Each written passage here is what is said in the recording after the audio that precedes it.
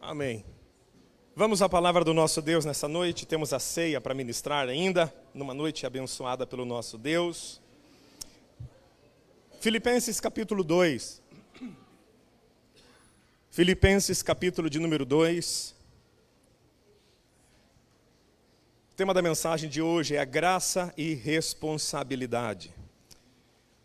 Parece que existe uma tensão entre a graça de Deus e a ação do homem, mas não tem. Elas se completam, elas se relacionam. E aqui nesse texto, nós vamos estudar justamente sobre isso. O que Deus espera de nós e o que Deus quer que façamos em relação à graça que recebemos. Filipenses, capítulo de número 2. A leitura nossa vai ser do verso 12 até o verso 18. Mas antes de lermos, eu gostaria muito de orar com você. Se você puder, orar comigo agora em nome de Jesus, fechar os seus olhos. Meus irmãos, Deus tem uma palavra para mim e para você. A palavra de Deus, ela é uma palavra criativa. Foi por meio da palavra que Deus criou todas as coisas. Toda mudança é gerada pela palavra de Deus. Mediante a palavra de Deus, os mundos vieram a existir. O mundo espiritual e o mundo físico. Diante da palavra de Jesus, toda a criação ocorreu. Toda a criação veio a existir. Tudo o que você precisa está na palavra de Deus. Ela é viva e eficaz. Ela é poderosa. Ela é mais poderosa que uma espada que corta dos dois lados, uma espada de dois gumes. Ela tem o poder de discernir mentes e corações. A palavra de Deus, ela separa isso, juntas e medulas, o espírito e a alma. Ela vai na parte mais profunda do ser humano. O momento da palavra de Deus é o momento mais especial nosso. É maravilhoso adorar a Deus, é glorioso adorar a Deus. Mas esse adorar a Deus nos leva a um ambiente para a ministração da palavra. E eu quero orar com você agora. Deus quer falar com você. Deus quer falar ao seu coração e eu peço a você que ore comigo. Pastor, se Deus quer fazer, por que Ele não faz sem eu orar? Essa é uma das tensões aparentes em relação à graça de Deus e a sua soberania e as ações humanas. Deus quer fazer e Ele fará mediante a sua oração. É assim que Deus escolheu agir. Então nós vamos orar. Faça a sua oração no seu lugar, onde você está, mesmo sentado. Faça a sua oração para que Deus fale com você. Coloca teu coração nas mãos do Senhor. Pai Todo-Poderoso, em nome de Jesus, Senhor. Agora, meu Pai, eu coloco a minha vida e a vida desses irmãos nas tuas mãos. Mediante o sangue de Jesus, palavra bendita, palavra que cria, palavra que restaura, palavra que transforma.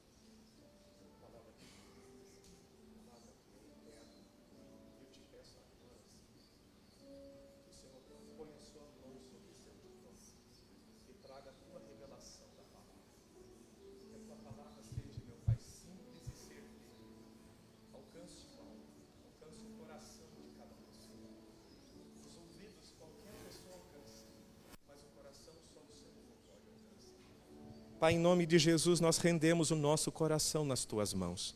Colocamos a nossa vida na Tua disposição agora, Senhor. Fala conosco nessa noite, abençoa cada um de nós. Abre, meu Pai, o nosso entendimento para que a Tua palavra seja semeada em nós, em terreno fértil.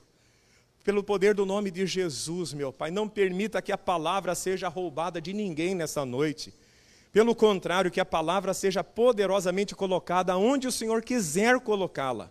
Nós sujeitamos a nossa consciência, nossa vida, nossa alma, o nosso espírito ao ensino da Tua palavra nessa noite, em nome de Jesus. Amém. Amém, gente? Vocês certamente já viram em alguma loja de brinquedo, aquele brinquedo chamado Lego. Viram? Quem já montou Lego? O João gosta muito de Lego, ele e o Henrique. Eu também gosto de Lego. Eu acho interessante montar Lego. Você pega aquele monte de peça, tudo separado em saquinho diferente, e no final, se tudo der certo, se a gente ler o manual, não sobra e nem falta a peça. E o negócio fica pronto. Não bastasse, na minha época de garoto, a gente não tinha acesso a essas coisas, né? A gente olhava os outros tendo. Mas montar um Lego já é interessante. Você pega uma caixa lá de Lego, tantas peças, tem lá uma figura. Não satisfeitos com isso, o pessoal inventou outra coisa. Dá para você montar 2, às vezes até 3 figuras, 3 objetos de Lego com as mesmas peças. Você pega tudo aquilo, monta uma coisa. Desmonta e, seguindo outro manual, você monta outra coisa. Desmonta aquilo, você consegue com a mesma peça, com outro manual que vem junto, você monta outra coisa. Quando você sai da loja, você sai com o Lego. Você paga o Lego, você leva ele embora. Você está com uma caixa de Lego na mão. O Lego é teu. Mas na caixa que tem 3 figuras de Lego, quem decide qual figura de Lego vai ser montada é você. Pelo menos na minha casa. A fábrica da Lego nunca ligou dizendo, olha, você só pode fazer isso. Nunca recebi um e-mail, nem um WhatsApp dizendo, olha, a caixa que você comprou dá para montar um helicóptero, um carro e uma moto. Mas você só pode montar o helicóptero. A caixa de Lego é tua. E a figura que você vai mostrar, que você vai construir, depende daquilo que você quer. Assim também acontece na nossa vida de fé. Quando Jesus envia a palavra sobre nós, nós ouvimos a palavra de Deus, nós recebemos pela graça.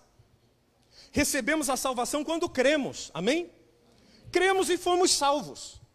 Para nós cristãos evangélicos, a salvação não é um ponto lá no final. É o início da jornada. Tudo começa na salvação. Nós cristãos que vivemos debaixo da palavra de Deus, nós não estamos acreditando de maneira alguma, porque a Bíblia não fala isso, que Deus está com uma margarida na mão, olhando para mim e para você, dizendo, hoje ele perdeu a salvação, amanhã ele está salvo. Agora ele não está salvo, amanhã ele está salvo. Bem me quer, mal me quer. Não. Sabemos que a pessoa pode perder a salvação, sim. É trabalhoso para perder a salvação, mas ela consegue. Tem gente que consegue. A salvação nos é dada quando nós cremos imediatamente em Jesus. Quando a palavra é pregada e a gente crê em Jesus, a gente se torna salvo naquela hora. A caixa de Lego foi dada. Agora, a figura que eu vou fazer com aquilo não é responsabilidade de Deus. É minha. E é sobre isso que eu vou pregar nessa noite. Sobre o texto de Filipenses capítulo 2, do verso 12 em diante. Queira, por gentileza, acompanhar a leitura?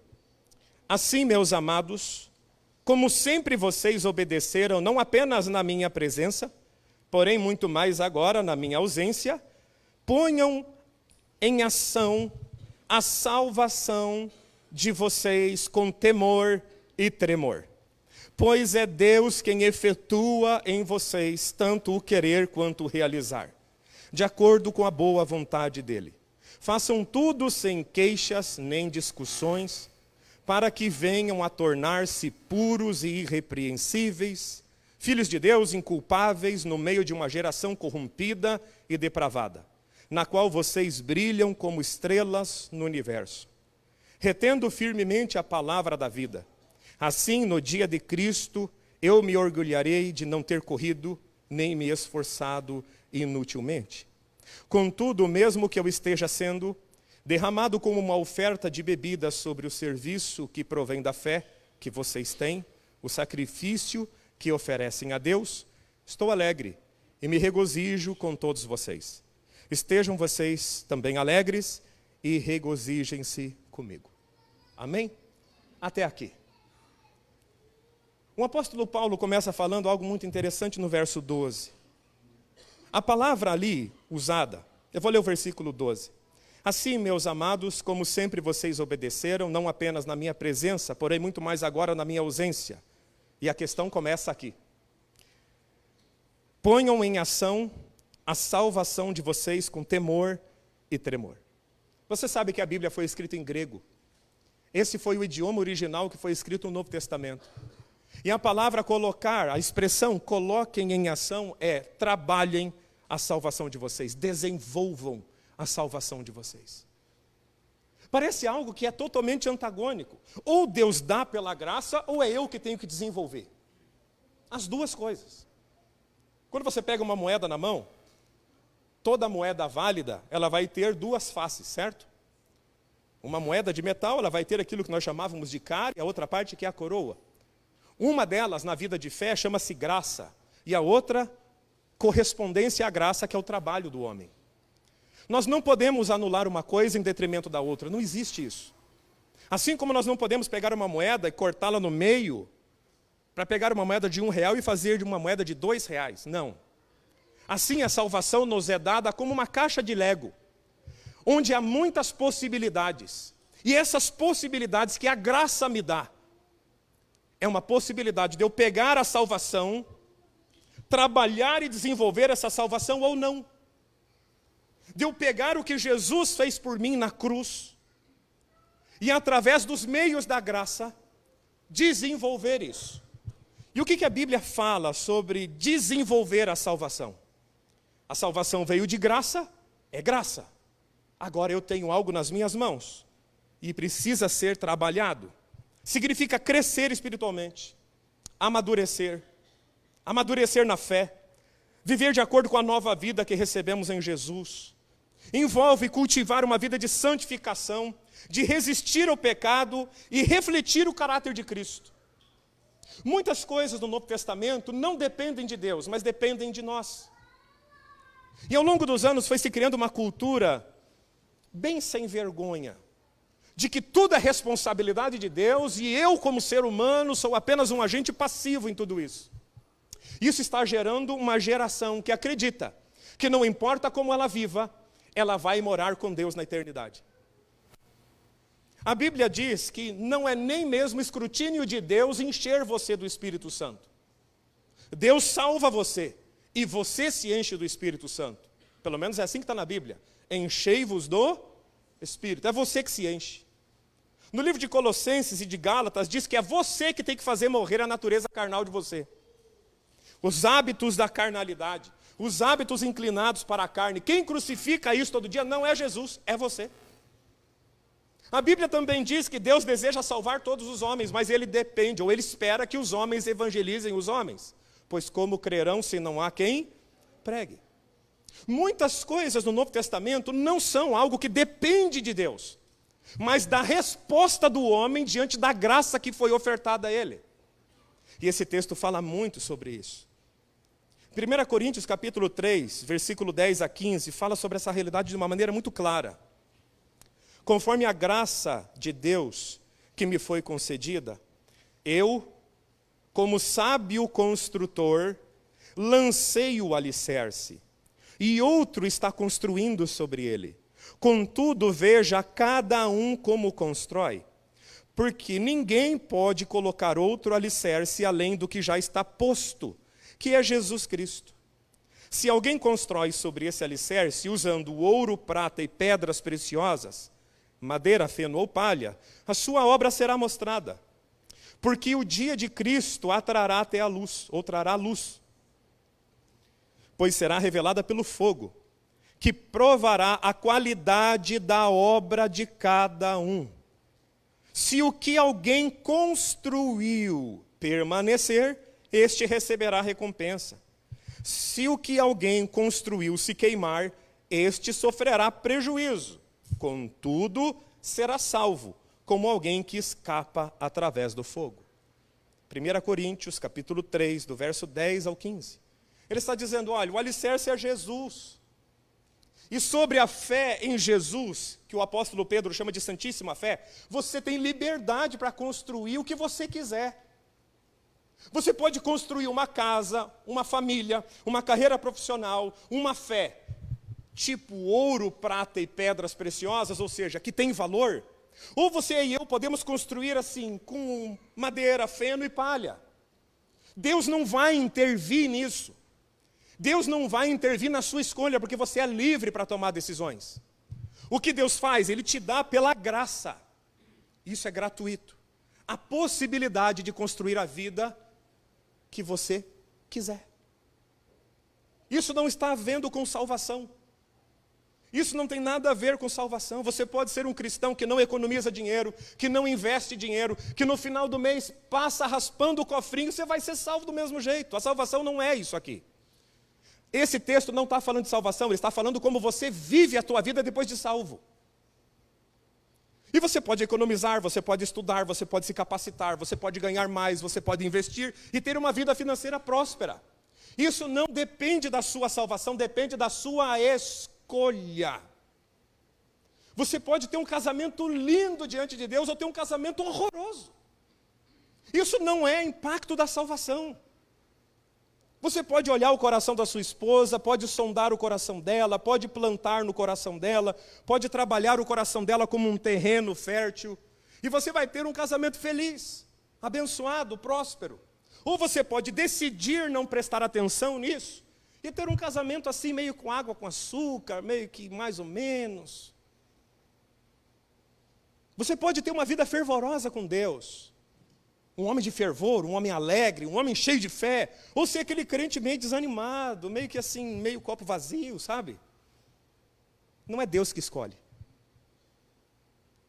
Diante da palavra de Deus, nós não podemos pegar a responsabilidade que nos cabe, botar no colo de Deus e falar, agora é contigo.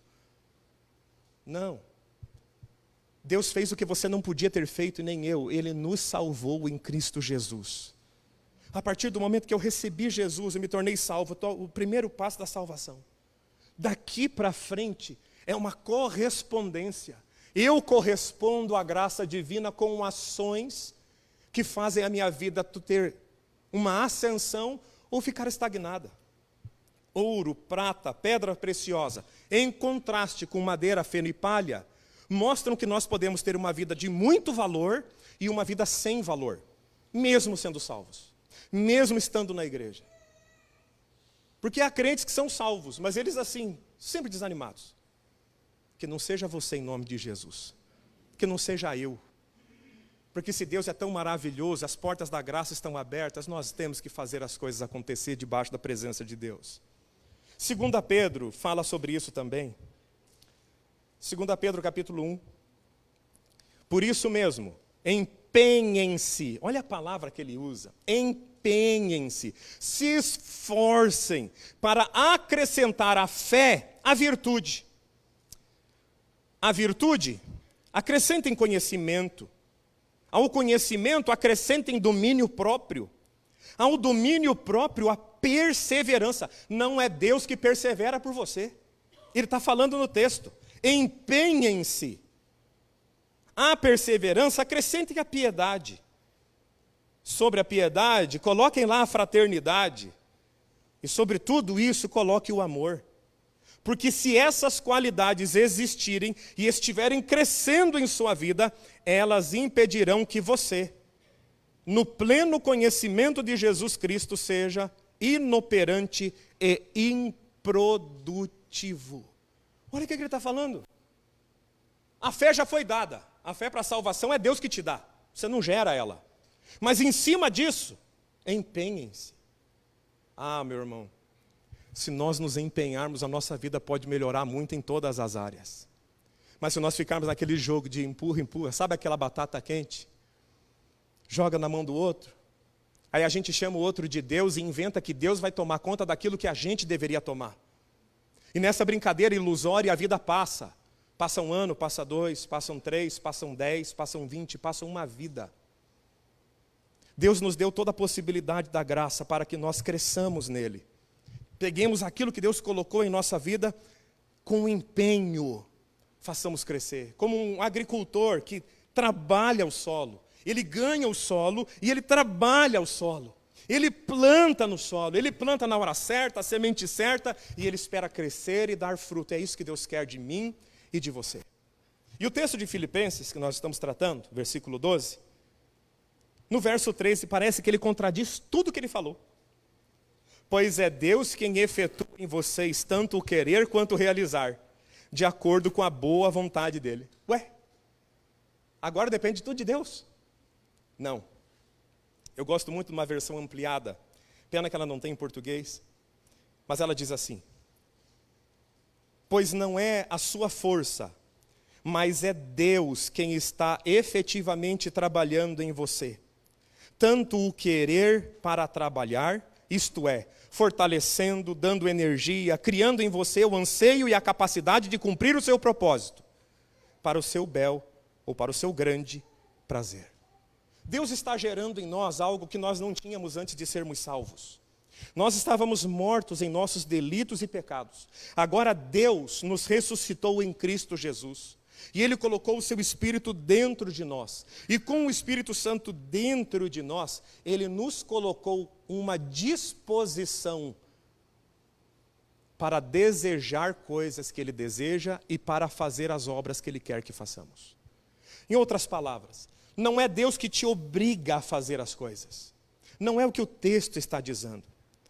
Pois é Deus quem efetua em vocês tanto o querer quanto o realizar. Não é que você se torna um boneco direcionado por Deus. Nós não acreditamos nesta igreja em determinismo. Não é Deus que determina quando você peca ou quando você não peca. Deus coloca o Espírito Santo dentro de você. E o Espírito Santo inclina o teu coração a gostar das coisas que Deus gosta. E Ele te ensina a fazer as obras que Ele quer que você faça. Isso faz algo muito importante acontecer, que no final do versículo 12. Desenvolvam a salvação de vocês, ou ponham em ação a salvação de vocês, com temor e tremor. Por que tem temor e tremor se não há julgamento daqueles que estão em Cristo? Porque antes eu era escravo do pecado e vivia como um escravo do pecado. Agora eu tenho a liberdade e a inclinação no meu espírito para fazer o certo. Diante desta graça, eu tenho que fazer debaixo de Deus as obras com temor e com tremor. Antes de você crer em Jesus, você achava que era a natureza obrigada a te dar olho. Você tem olho, não tem? Você está me vendo. Agora que você sabe pela graça que é Deus que deu gratuitamente a você. Por que você raciocina? Por que você pensa? Por que o seu coração bate? Por que o sangue corre dentro de você? Esmiuçando em todas as últimas instâncias da vida, é porque o autor da vida te deu vida. E só quem nasceu de novo sabe reconhecer isso. Quem não nasceu de novo acha que é obrigação do cosmos dar a ele um corpo que funciona. Mas agora que eu estou na graça, eu vejo que tudo veio de Deus para mim gratuitamente. Eu não posso usar o meu corpo de qualquer forma. É por isso que as mulheres cristãs, quando se vestem, não se vestem para desonrar ao Deus que deu o corpo para elas. Elas cobrem o corpo com a roupa. Elas não sensualizam com a roupa. Quem está entendendo, diga graças a Deus. É por isso que nós cristãos não ficamos apostando em jogos de azar. Porque o dinheiro que Deus nos deu é mediante a graça. Eu não posso pegar o que Deus me deu e apostar no jogo do tigrinho. Você sabe que o jogo do tigrinho vai afundar o Brasil. Vai. Ninguém joga aqui, hein? Pelo amor de Deus, gente. Isso é jogo de azar. Sabe o que acontece com o jogo do tigrinho que vai arrebentar o Brasil? Você, antes de se converter, você jogou no jogo do bicho, talvez. É ilegal. Não é para você fazer. Eu não estou defendendo. Estou te explicando a dinâmica. O dinheiro do jogo do bicho ficava circulando na economia. O dinheiro dessas empresas, elas saem do Brasil e vão para paraísos fiscais. O Brasil está sendo desmonetizado. Tem pessoas que já estão perdendo casas e carros por causa dessa praga. Eu estava falando com uma professora, está se aposentando agora, dá aula aqui atrás, na escola. Tem crianças de 7 anos jogando nesse negócio. Esse dinheiro não é dinheiro de bênção. Dinheiro de bênção é dinheiro que produz alguma coisa. Amém? Como nós cristãos olhamos para aquilo que Deus nos dá como bênção, nós não pegamos o nosso dinheiro e usamos em coisas ilícitas. Nós não usamos o nosso corpo para trazer desonra a Jesus. Nós não usamos a nossa boca para trazer maldição na vida de ninguém, porque o nosso lábio foi dado por Deus, a nossa capacidade de argumentação foi dada por Cristo. O nosso falar tem que ser temperado com sal, como diz a palavra, para edificar as pessoas e não derrubar pessoas. Quem compreende, diga graças a Deus. Com temor e tremor. Pois é Deus quem efetua em vocês tanto o querer santo quanto o realizar coisas santas, de acordo com a vontade dEle. É Deus que faz isso. E agora ele vai passar para uma segunda parte, do versículo 14 ao 16. Ele vai mostrar o desenvolvimento da salvação nos comportamentos. Olha lá comigo. Façam tudo sem queixas, nem discussões, para que venham a tornar-se puros e irrepreensíveis filhos de Deus, inculpáveis no meio de uma geração corrompida e depravada, na qual vocês brilham como estrelas do universo. Olha como Deus te vê. Deus vê você como alguém que brilha no meio do universo. Essa palavra não é assim, se santifica para ser salvo. É porque você é salvo que existe uma conduta mais elevada para mim e para você. Porque Deus já nos vê como estrelas brilhando no universo. Então, essa salvação ela tem que ser desenvolvida a ponto de tocar nossos comportamentos. Aqui ele está falando de comportamento de queixa e discussão. Conhece gente que reclama de tudo? É bom ou é ruim viver com gente que reclama? É ruim. Quando você reclama, você até pode alcançar uma audiência perto de você, mas não é gente boa. Porque ninguém que é bom gosta de ficar com gente que reclama. Nem você. Você gosta? Não gosta. Imagina aquele dia que você está precisando de um gás extra. Aquele dia que é corrido. E você pega o elevador do seu prédio e já começa a reclamar da vida. Encontra alguém, teu colega de trabalho começa a reclamar, tua mulher reclama, teu filho reclama, dá até vontade de parar de viver. A gente precisa ser animado na vida e não desanimado. Não, minha mulher não reclama. Ela me olhou ali e falou, te pego depois da pregação. Mas não, a gente vai tomar ceia. Tomar uma água, agora secou a garganta. Se imagine, gente. A vida nós já temos muitos problemas para ficar reclamando em cima dela ainda. Paulo está falando, gente, o desenvolvimento da salvação, ele começou no versículo 12, fala sobre isso. Ele continua no mesmo tema. Esse desenvolvimento, ele vai tocar a nossa vida diária, o nosso comportamento. Façam tudo sem queixas nem discussões. Qual que é o objetivo disso? Para que venham a tornar-se puros e irrepreensíveis. A queixa e a discussão te torna impuro e irrepreensível. É o que ele está falando aqui. Tira a queixa, tira a reclamação e a discussão, porque você já é salvo. Caso contrário, você vai ser salvo, mas se tornará um impuro. A impureza na Bíblia é algo sério. Ela contamina os outros. Você pode ver, senta do lado de alguém que começa a reclamar para você ver como é que tua vida vai começar a baixar. Aí você vai lá, pega seu salário, você está animado, você tem uma planilha de gastos, né, que você tem? Você sabe onde você gasta seu dinheiro. Aí você tem um colega de trabalho que vive a vida louca dele, que gasta tudo que ganha.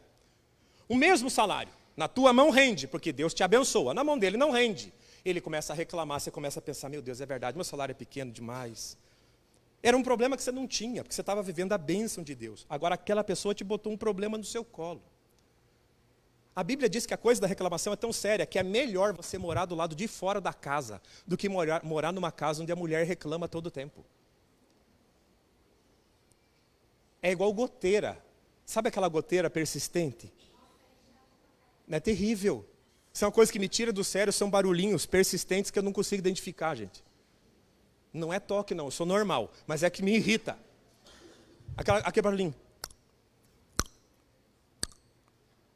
É melhor você ficar escutando isso o dia inteiro do que conviver com alguém que reclama. É o livro de Provérbios. É de tirar um nervo da pessoa. O desenvolvimento da salvação implica em você ter comportamentos coerentes com a vida que Deus conquistou para você na cruz. Amém, gente? Vamos avançando. Façam tudo sem murmuração, sem a reclamação. Verso 15. Para que se tornem irrepreensíveis diante do Senhor. Verso 16. Perseverando na palavra da vida. Retendo firmemente a palavra da vida. Isso faz parte de desenvolver a salvação que ele está falando lá no verso 12. Assim, no dia de Cristo, eu me orgulharei de não ter corrido, nem me esforçado inutilmente. Olha o que Paulo está fazendo. Eu estou correndo e me esforçando, e eu espero que não seja inútil. Paulo, o maior autor da graça. Gente, a mente de Paulo é estudada em todas as academias do planeta.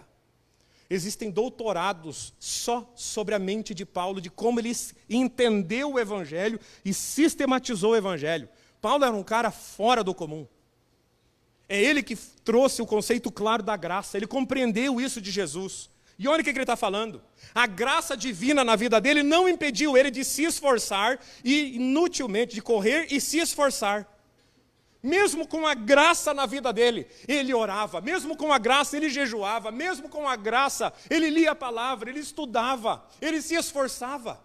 Tanto que o camarada estava perto da morte, ele pede para Timóteo levar para ele o pergaminho que estava guardado em algum lugar. Falou, traz aqui, estou preso, vou morrer, quero estudar mais um pouco. A vida no Espírito, ela te leva a uma vida de atividade e não de inatividade. A igreja errou demais na Idade Média, mas errou muito, até antes, no movimento monástico, onde os homens achavam que para ser santo tinham que subir em monastérios e contemplar a natureza e estudar a Bíblia longe da sociedade. Isso trouxe algo muito estranho para nós, uma vida espiritual admirável de inatividade. Quando eu olho para Jesus, eu vejo Jesus no meio das pessoas, eu vejo Jesus numa festa de casamento, eu vejo Jesus expulsando demônios, eu vejo Jesus andando no templo, eu vejo Jesus em todo lugar, e ninguém é mais espiritual que Jesus. Quando eu leio a vida de Paulo, eu vejo Paulo pregando, às vezes até apanhava, era preso. Quando escreveu Filipenses, ele estava preso, ele foi abandonado pelos seus amigos. Eu vejo Paulo pregando na prisão, eu vejo Paulo se movendo. Essa história de você ter que se isolar para encontrar Jesus não está na Bíblia. Foi algo que nos foi trazido do movimento monástico, que não tem nada a ver com o Evangelho de Jesus. A vida espiritual é dinâmica. Diga assim, a vida espiritual é dinâmica. As coisas grandes de Deus acontecem no teu dia a dia, irmão. Enquanto você vai, enquanto você vem, enquanto você trabalha, enquanto você negocia, enquanto você faz as coisas, a vida espiritual vai sendo pulsante através de você. Mas isso não significa que eu tenho que orar de vez em quando, em particular, todo dia. Todo dia você tem que orar em particular. Entra no teu quarto, fecha a porta. Está escrito assim na Bíblia. Ou seja, encontre um lugar sozinho e ore. Mas não fique lá o tempo inteiro. Jesus subiu a montanha, se transfigurou diante de Pedro, diante de Paulo, Pedro, Pedro, Tiago e João. Aí ele se transfigura, ele resplandece, ele desce e vai expulsar demônio e vai viver a vida. Assim é a vida do cristão. Recebi a salvação, e agora? Tenho muita coisa para fazer. Eu não vou ficar parado, eu tenho que desenvolver. A minha vida tem que mudar. Os meus gostos têm que mudar, eu tenho que fazer coisas morrer na minha vida, eu tenho que orar, eu tenho que avançar. E para terminar, do verso 17 ao verso 18, o desenvolvimento da salvação vai tocar na questão do serviço. Contudo, mesmo que eu esteja sendo derramado como uma oferta de bebida sobre o serviço que provém da fé que vocês têm, esse aqui é um texto bem entroncado, tá? Bem entroncado. O que ele está querendo dizer? Eu sei que eu vou morrer porque eu estou pregando o evangelho para vocês. Ele usa um termo do Antigo Testamento chamado oferta de libação. Era uma oferta que havia um líquido derramado sobre ela, tinha umas especificações. Paulo está dizendo, eu vou morrer e o meu sangue vai ser derramado por causa disso que eu estou fazendo. É isso que é o verso 17. Mas olha o final dele. Estou alegre e me regozijo com todos vocês. Estejam vocês também alegres e regozijem-se também comigo. O desenvolver da salvação implica em serviço, em servir o próximo, em trabalhar para Deus, em fazer alguma coisa que abençoe a vida de alguém. Quantas pessoas foram abençoadas através da sua vida essa semana? Quantas pessoas passaram por sua vida e receberam uma palavra de vida, de ânimo, uma palavra de salvação? Quantas pessoas passaram por você essa semana e pensaram assim, que bom que eu cruzei a vida daquela pessoa essa semana? Uma vida que é movida no serviço. Desenvolver a salvação significa também prestar serviço ao próximo. Eu estou agora desenvolvendo a minha salvação. Tudo que eu estou pregando aqui, eu já sei para mim e a minha família já sabe. E por que eu estou fazendo isso? Eu estou desenvolvendo a minha salvação e movendo você a desenvolver a sua. Pastor, a gente já é salvo, está tudo resolvido. Salvação é o primeiro passo, é o nascimento. Estava vendo a Morgana descer com a Maria lá na hora do louvor. Maria dormindo. A Maria nem sabe falar ainda. Nasceu. E agora? Não vai fazer mais nada na vida? Vai dormir, comer, beber, não vai estudar, não vai fazer nada? Não. É agora que a vida começa. Agora que a vida vai tendo contornos maravilhosos, interessantes, vai crescer, vai aprender a falar, vai estudar, vai se desenvolver, vai casar, vai ter filhos, vai constituir uma família sólida, vai envelhecer e vai morrer no Senhor. É a vida. Não é uma vida assim, já que eu estou aqui, Deus resolve tudo para mim. Deus nos dá um chamado a desenvolver a nossa salvação. Ponham a salvação de vocês para trabalhar. Ponham em ação a salvação de vocês com temor e tremor. Eu quero orar com você. Se você puder fechar seus olhos um minuto, eu vou encerrar a ministração agora. O que você está fazendo da sua vida? O que você está fazendo da sua salvação? Com a boca que Deus te deu, com o olho que Deus te deu, com o corpo que Deus te deu, com a fé que Deus te deu, o que você está fazendo da sua vida? Essa é a pergunta de encerramento. O Lego te foi dado. Várias figuras podem ser mostradas, montadas com ele. Não depende do criador do Lego o que você vai montar naquela caixa. Depende das suas escolhas pessoais e intransferíveis. Da sua responsabilidade diante da graça. E da minha. Deus nos deu uma caixa. Dentro desta caixa chamada salvação, eu posso construir uma vida de ouro, prata e pedras preciosas. Eu posso construir uma vida de pau, de feno e de palha. Não é o Criador que define isso para mim. Sou eu que defino debaixo da graça de Deus. Todos os grandes homens de Deus se moveram desta forma. Até mesmo os calvinistas mais assíduos dos séculos 18, 19. Foi assim que os Estados Unidos cresceu. Foi assim que ele foi construído, com esta mentalidade. Outras grandes nações na Europa, exatamente iguais. Foi assim que Genebra se desenvolveu. Homens que compreendiam. Agora eu tenho a graça, perfeito. Sou salvo, maravilha. E agora o que eu vou fazer com esse pacote maravilhoso? Vou subir no monastério e ficar olhando o passarinho cantar dia e noite? Não. E foi assim que a Igreja de Jesus construiu as maiores universidades do mundo. Foi assim que a Igreja de Jesus construiu grandes centros comerciais ao redor do mundo. Foi assim que a Igreja de Jesus construiu grandes rotas marítimas ao redor do mundo. Foi com este pensamento que o mundo chegou em seu grande desenvolvimento. Nós vimos isso na história das civilizações. Ou você acha que as grandes caravanas de navios saíram da Espanha e de Portugal com qual motivo? Havia também um motivo espiritual neles. Temos que avançar. Vamos explorar e desenvolver tudo o que pudermos ver. E se encontrarmos povos distantes, vamos ensiná-los a palavra do Senhor. Queridos, a Igreja de Jesus Cristo, ela só cresceu desde que Jesus a fundou até agora. Quem crê, diga graças a Deus. E ela cresceu com essa mentalidade.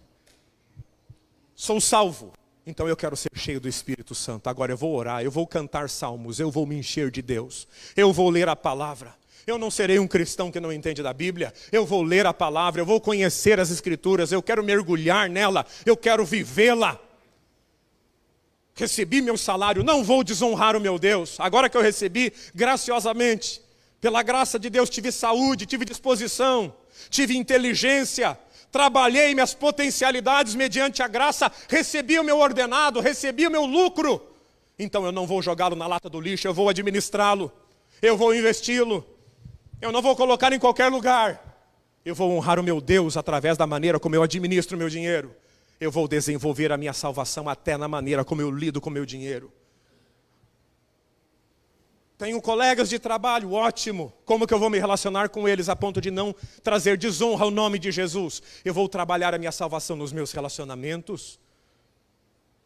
Ponham em ação, trabalhem, desenvolvam a salvação de vocês. O que você está fazendo com a sua vida? A responsabilidade é tão nossa que nós seremos julgados por tudo que recebemos de Jesus. A parábola dos talentos está aí para não nos deixar errar. Um dia haverá uma prestação de contas. Jesus vai requerer de você e de mim tudo o que fizemos com aquilo que Ele colocou nas nossas mãos. Eu gostaria muito, se você puder, que você fique de pé, porque eu quero orar com você agora a respeito dessa ministração da palavra.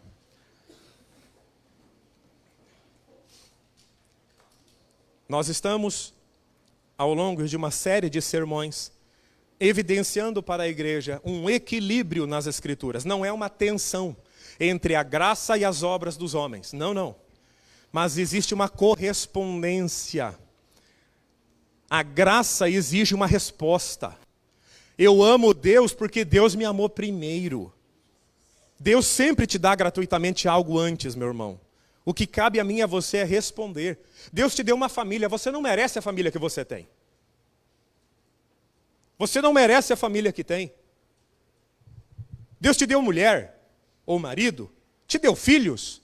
O que você está fazendo com isso? Ferindo o coração da sua esposa? Ferindo o coração dos seus filhos? Não é isso que Deus quer. O que você está fazendo da sua vida? Vamos orar? Pai Todo-Poderoso, a Tua palavra nos chama a viver uma vida de correspondência. Senhor, nos perdoa por todas as vezes que colocamos nossa responsabilidade nas Tuas mãos e falamos para todo mundo, entreguei na mão de Deus. Nos perdoa, Pai, porque isso não trouxe prosperidade para nós. Isso não nos trouxe avanço e o Teu nome não foi glorificado. Porque se o Seu nome é glorificado quando eu dou muito fruto, quando eu me nego de agir, eu não frutifico. E o Seu nome não é glorificado. Ajuda esta igreja, meu Pai, a ter o equilíbrio entre a graça e as obras. Que sejam duas pernas que movem a corrida desta casa de oração. Que esta comunidade de fé, essa casa de Deus, seja uma igreja movida pela graça e pelas obras, pela graça e pelas obras, pela graça e pelas obras. Senhor, entra em providência em cada casa, em cada lar. Quantos filhos estão lá, meu Pai, não é por Tua vontade que estão longe do Senhor, ou filhos que estão, meu Pai, de uma maneira aquém daquilo que o Senhor espera. Ajude os pais a tomarem suas posições, ajudem as mães a tomarem suas posições, para que as casas sejam consertadas, para que as empresas sejam consertadas. Senhor, abençoa o Teu povo de ter obras a partir de amanhã, naquele trabalho que o Senhor deu para eles. Que os membros desta igreja, os cristãos desta casa de oração, sejam os melhores aonde estiverem. Que a diretoria reconheça esses irmãos, meu Pai, como grandes trabalhadores, como gente brilhante lá dentro. Que não haja uma mentalidade de pobreza, de miséria no nosso meio. De não cuidar do bem alheio porque é do outro. De não tomar cuidado com as coisas da empresa onde trabalhamos. Ajude-nos, meu Pai, a ter uma excelência absurda em tudo que fazemos. Que a entrega do nosso produto ou do nosso serviço seja excelência sobre excelência. E que os ímpios reconheçam isso, meu Pai. Abençoa esta igreja, Senhor, em nome de Jesus. De não jogar na Tua mão a conta de um avivamento, mas de dobrar os joelhos e buscar o Senhor em oração. Ler a palavra, aplicar o coração na palavra, viver a palavra. Porque a falta de um avivamento coletivo não é uma desculpa para não termos um avivamento pessoal. Ajude-nos, meu Pai, em nome de Jesus, a pegarmos as rédeas da nossa vida, debaixo da unção do Teu Espírito Santo, com a palavra do Senhor no nosso coração e decidirmos as coisas, para que o nome do Senhor seja glorificado. Em nome de Jesus. Se você concorda, aplauda o nome do Senhor nessa noite. Aleluia.